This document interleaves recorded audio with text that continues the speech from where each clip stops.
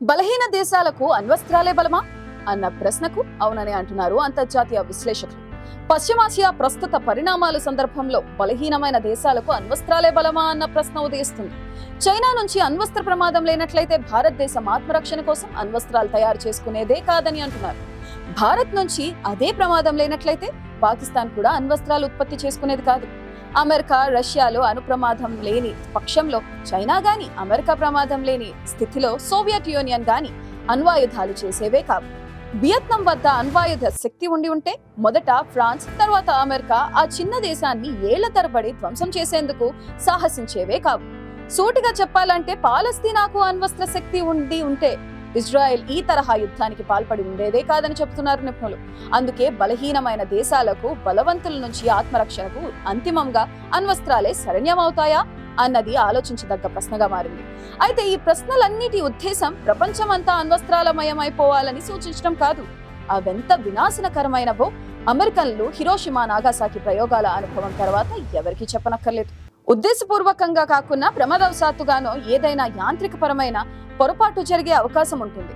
దాంతో ఏ అగ్రరాజ శిబిరం వైపు నుంచో అనుప్రయోగం జరిగి మరుక్షణం ఎదుటి శిబిరం కూడా తెచ్చిపోయే ప్రమాదం ఉంటుంది. అలాంటిది జరిగితే తరువాత పరిస్థితి ఏమిటని వారు ప్రశ్నిస్తున్నారు.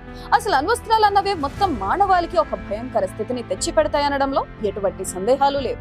గతంలోనే అణ్వస్త్ర వ్యాప్తి నిరోధానికి, అణ్వస్త్ర దేశాల వద్ద గల అణ్వాయుధాల పరిమితికి, కొత్తగా అణుపరీక్షలపై నియంత్రణకు అనేక ఒప్పందాలు జరిగాయి. కానీ వాటన్నిటినీ ఎవరూ చిత్తశుద్ధితో అమలు చేయడం లేదు. ఈ విషయంలో అడపాదడపా ఉల్లంఘనలు జరుగుతున్నాయి. ఇరాన్ వద్ద అణ్వస్త్రాల ఉత్పత్తికి తగిన సామర్థ్యంతో పాటు అవసరమైన సామాగ్రి అంతా ఉంది. మొన్నటికి మొన్న ఇజ్రాయెల్ తో వైషమ్యాలు మొదలయ్యాక అనుప్రయోగం జరిగినట్లు వార్తలు కూడా వచ్చాయి. ఇరాన్ లోని సెమ్నాన్ ప్రాంతంలో కొద్ది రోజుల క్రితం 4.4 మాగ్నిట్యూడ్ తో భూకంపం సంభవించింది. దాని ప్రభావంతో ఆ ప్రాంతంలోని అరదాన్ పట్టణంతో పాటు టెహ్రాన్ నగరంలోని ఒక భాగంలో కూడా ప్రకంపనలు వచ్చాయి. ఇంతకు అది నిజంగా భూకంపమా లేక భూగర్భ అణ్వస్త్ర ప్రయోగ ఫలితమా అన్న చర్చలు బయట ప్రపంచంలో సాగుతున్నాయి. పాశ్చాత్య నిఘా సంస్థలు కూడా ఇంతవరకు నిర్ధారణంగా ఏమీ చెప్పలేదు. సెమ్నాన్ ప్రాంతానికి సమీపంలోని ఇరాన్ అణుశక్తి పరీక్షలు ప్రధాన కేంద్రాలైన నాతాంజ్, ఫోర్తోలు ఉండటం గమనించదగ్గది. ఒకవేళ రహస్యంగా అణ్వస్త్ర పరీక్షలు జరిగి ఉంటే భూ ప్రకంపనలు రావటం సహజం. భారత ప్రభుత్వం గతంలో రాజస్థాన్ ఎడారిలో పోఖారాన్ వద్ద పరీక్షలు నిర్వహించినప్పుడు ఇదే జరిగింది. అయితే ఈ విషయంలో ఇరాన్ మాత్రం పెదవి విప్పలేదు. నిజానికి అణ్వస్త్రాలు ఇస్లాంకు విరుద్ధమైనవని అంటూ వాటి తయారీని ఇరాన్ అధిపతి అలీ ఖమేనీ బహిరంగంగా నిషేధించారు. శాంతియుత వినియోగానికి మాత్రమేనని చెబుతూ వారు ఆ శక్తిని అభివృద్ధి పరుస్తున్నారు. దాన్ని కూడా సహించని అమెరికా ఇరాన్ పై అనేక ఆంక్షలు విధించింది. అంతర్జాతీయ అణుశక్తి సంస్థ అనేక తనిఖీలు జరిపింది. కానీ అసలైన చోట్లను దాచిపెట్టింది. ఒకవేళ ఇరాన్ పరీక్షలు నిజమనుకుంటే దేశాధిపతి తన నిషేధాన్ని సడలించి ఉంటారా అన్నది ఒక ప్రశ్న. ఇజ్రాయెల్ హెచ్చరికలతో నాయకుల ప్రాణాలు, దేశ రక్షణ ప్రమాదంలో పడినప్పుడు బయటకు చెప్పకుండా ఎందుకు సడలించారన్నది మరొక ప్రశ్న. వచ్చే నెల అమెరికా ఎన్నికలు ఉన్నాయి. ఈ దశలో ఇక ఎటువంటి చర్చలకు అవకాశం లేదు. ఎన్నికలు ముగిసి కొత్త ప్రభుత్వం ఏర్పడేసరికి ఇక్కడ గాజా, లెబనాన్, ఇరాన్లలో ఏమైనా జరగవచ్చు. వీటన్నిటిని పరిగణలోకి తీసుకుని ఇరాన్ నాయకత్వం తమ అణు విధానాన్ని రహస్యంగా సడలించుకున్నదేమో తెలియదు. ఇంతకు ఇరాన్ అణు కేంద్రాలను ధ్వంసం చేయాలని ఇజ్రాయెల్ నిర్ణయించినా ఆ పని ఎంతవరకు సాధ్యమనే ప్రశ్న కూడా ఒకటి ఉన్నది. ఆ కేంద్రాలు ఇరాన్ తూర్పు ప్రాంతంలో ఏదో ఒక చోట కాకుండా విస్తరించి ఉన్నాయి. వాటిలో ప్రధానమైనవి నాతాంజ్, ఫోర్తోలు. వాటి పరిశోధనాగారాలు భూగర్భంలో చాలా లోతున దుర్భేద్యమైన రక్షణలో ఉన్నాయి. ఇవన్నీ ఇజ్రాయెల్ నుంచి 1000 మైళ్లకు పైగా దూరం. అంతవరకు వచ్చి దాడి చేయాలంటే సుమారు 100 యుద్ధ విమానాలు అవసరమని, అవి ఇరాన్ గగనతల రక్షణ వ్యవస్థలను, యుద్ధ విమానాల ఎదురుదాడులను దాటుకుంటూ రావడం చాలా కష్టం. ఇది ఒక సమస్య అయితే, ఎంతో లోతున ఉండే అణు కేంద్రాలను దెబ్బతీసే శక్తి అమెరికన్ బంకర్ బస్టర్లకు తప్ప ఇజ్రాయెల్ కు లేదు. మరి అమెరికా ఇజ్రాయెల్ కు ఆ సహాయం చేస్తుందా అన్న విషయంలో అనుమానాలున్నాయి. మొదటి నుంచి కూడా బలవంతులదే రాజ్యం అన్నట్లు ఉన్న ప్రపంచ పరిస్థితులు ఇప్పటికీ అదే విధంగా కొనసాగుతున్నాయి. అంతర్జాతీయ సంస్థలు, చర్చలు, ఒప్పందాలు వంటివన్నీ బలవంతుల ఉల్లంఘనలకు గురవుతున్నాయి. ఆయుధ బలం, ధనబలం ఉన్న దేశాలే రాజ్యమేలుతున్నాయి.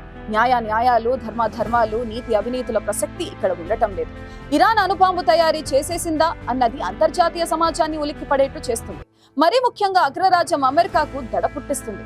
దశాబ్దాలుగా ఇరాన్ కు అమెరికాకు మధ్య పచ్చగడ్డి వేస్తే భగ్గుమంటుంది. ఇప్పటికే చైనా, ఉత్తర కొరియా లాంటి దేశాల సైనిక సామర్థ్యం కారణంగా ఇబ్బందులు పడుతున్న అమెరికా ఇప్పుడు ఇరాన్ కారణంగా కూడా సమస్యలు ఎదుర్కోబోతుందా అనే అనుమానాలు తలెత్తుతున్నాయి. అణ్వాయుధాల తయారీలో 90% శుద్ధి చేసిన యురేనియం అవసరం ఉంటుంది. అణ్వాయుధాల తయారీలో కీలకమైన యురేనియం ను ఇరాన్ ఉత్పత్తి చేస్తున్న విషయం తేలిపోయింది. ఇరాన్ లోని నటాంజ్ అండర్ గ్రౌండ్ ఫెసిలిటీలో యురేనియం శుద్ధి చేసే కర్మాగారాన్ని నడుపుతున్న సంగతి బయటపడింది. ఇప్పటికీ ఈ రకమైన కర్మాగారాలు ఇరాన్ లో 67 వరకు ఉన్నాయని సమాచారం. అయితే ఇన్నాళ్ళు అలాంటిదేమీ లేదన్నట్లుగానే ఇరాన్ వ్యవహరించింది. అంతర్జాతీయ అణుశక్తి సంస్థ పర్యవేక్షణ కోసం ఇరాన్ అన్ని కర్మాగారాల్లోనూ సీసీ కెమెరాలు బిగించింది. అయితే తాజాగా ఇరాన్ 27 కర్మాగారాల్లోని కెమెరాలను ఇరాన్ తొలగించింది.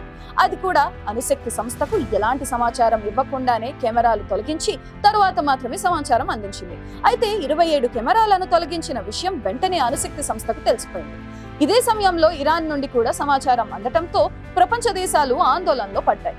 దాంతో అణుశక్తి సంస్థ ఇరాన్ చర్యల విషయంలో తీవ్రమైన అభ్యంతరాలను లేవనెత్తింది. అయితే ఈ అభ్యంతరాలను ఇరాన్ ఏమాత్రం పట్టించుకోలేదు. మొదటి తరం సెంట్రిఫ్యూజ్ కన్నా 10 రెట్లు ఎక్కువ వేగంతో యురేనియం ను శుద్ధి చేసే సామర్థ్యం ఉన్న IR-6 సెంట్రిఫ్యూజ్లను నటాంజ్ లో ఏర్పాటు చేసినట్లు తాజాగా ఇరాన్ ప్రకటించింది. అయితే యురేనియం ను శుద్ధి చేయడం అంత తేలికైన పని కాదు. ఇప్పటికీ 60% యురేనియం ను శుద్ధి చేసే సామర్థ్యం మాత్రమే ఇరాన్ కుంది.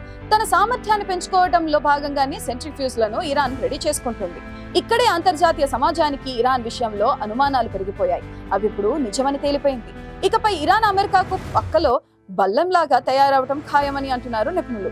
ఇరాన్ అణుశక్తి సంస్థ చీఫ్ మహమ్మద్ ఇస్లామీ ఈ విషయాన్ని కన్ఫర్మ్ చేశారు. ఇరాన్ ఇప్పుడు శ్రేష్టమైన ఎన్రిచింగ్ యురేనియం ను నాటాంజ్ ఫెసిలిటీలో తయారు చేసే సామర్థ్యం సాధించినట్టు తెలిపారు. తలుచుకుంటే ఇరాన్ అణ్వస్త్రాలను తయారు చేయగలదని ఆయన ప్రకటించారు.